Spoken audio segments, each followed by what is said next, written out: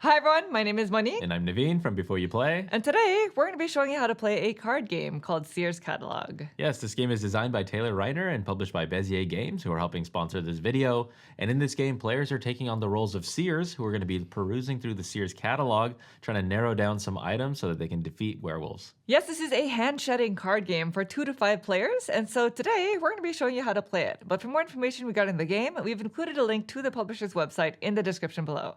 Last but not least, if you enjoy content like this and would like to see more in the future, please consider subscribing. And with that, we are ready to begin. So if you'd please direct your attention to the center of the table, we're all set up here for a 3-player game of Seers Catalog. And like we're mentioning, in this game, we play as seers, whose hands are full of items that we like to purchase. We have everything from knight's armor to a villager's disguise. However, we don't have the space to store all of these items. And so in this game, our goal is to try to get rid of as many cards from our hands as possible, while still holding onto a few high-ticket items by having fewer than 6 cards in your hand when someone else runs out of cards.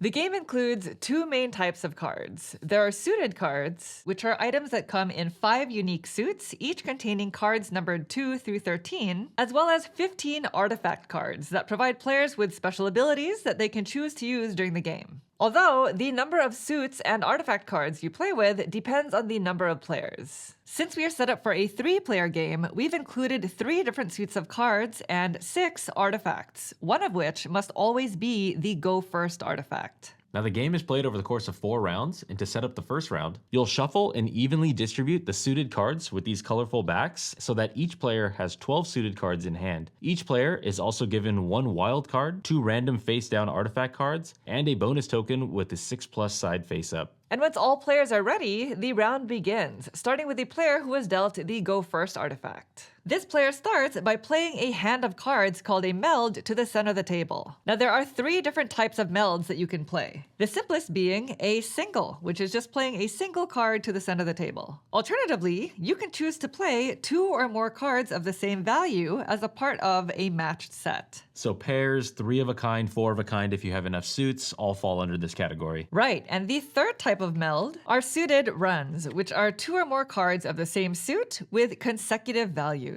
In addition, each player also has 1 wild card, which can be used as any value from 2 to 13 of any suit and can be played as a part of any set. And so as an example, since I have the Go First artifact, I'm going to go ahead and start by playing a matching set of 2 4s. Then, in clockwise order, the next player must play the same type of meld, but of higher values, or they may decide to pass. So this means if I want to play cards, I must play a matching pair that's greater than Monique's 2 4s.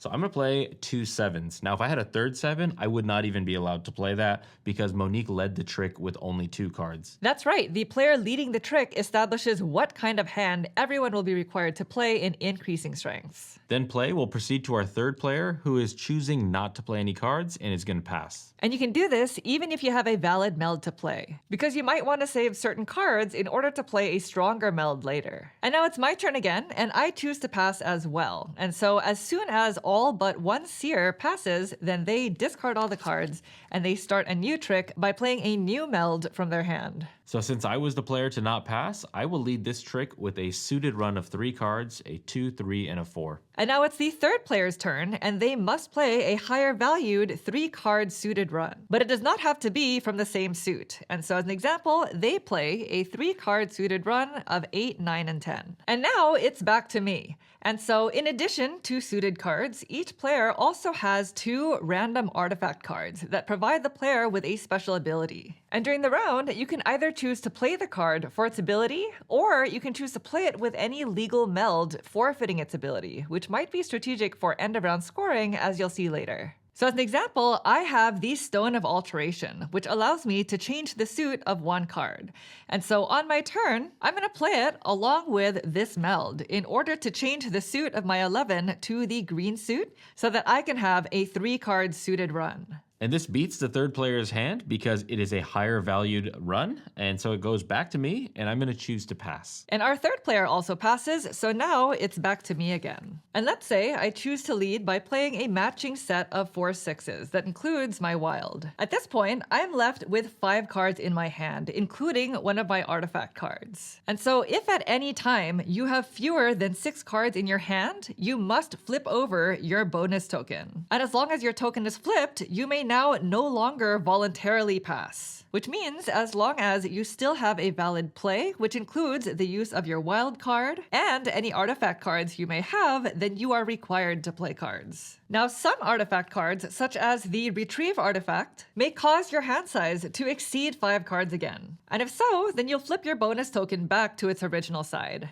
Now, I don't have a way to beat 4 6s, so I'm going to go ahead and pass. And it's important to note that I am out for the entirety of this trick, so I cannot come back in at a future time. And a trick lasts until all seers except for one seer has passed. And even though Naveen passed, the third player can still take a turn by playing their meld of cards to beat my hand, which in this example is a matching set of 4 11s because we have a wild card to represent the third 11 and an artifact card that allows you to subtract 1 from any card, turning this into an 11. And play continues this way until one player has run out of cards, in which the round ends immediately. At the end of the round, any player who ends the round with fewer than 6 cards scores bonus points equal to their lowest card that they have. So in this particular case, I have an 8 and a 5. I would score 5 bonus points.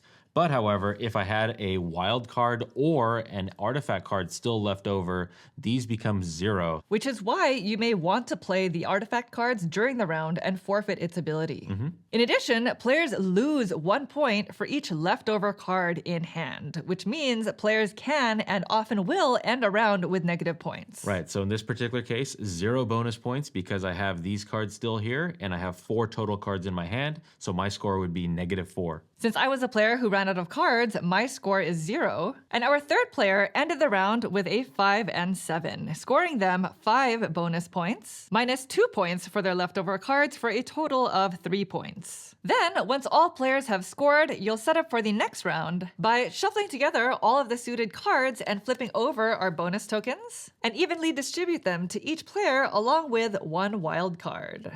Then, shuffle and deal out 2 artifact cards face down to each player. Then you start the next round with the player who has the go first artifact being the first one to play a trick. And at the end of the 4th round, the player with the most points wins. And that's essentially how you play Seers Catalog. Now the game comes with a total of 15 different artifact cards. So for specific rules clarifications, we encourage you to check out the booklet that comes with the game. Now if you have any questions about anything you saw here, feel free to leave them in the comments down below. We'll try to get back to you as soon as we can. Thank you all so much for watching the video. We hope you enjoyed it. If you'd like to see more videos like this in the future, please consider subscribing. Thank you. Thanks. Bye.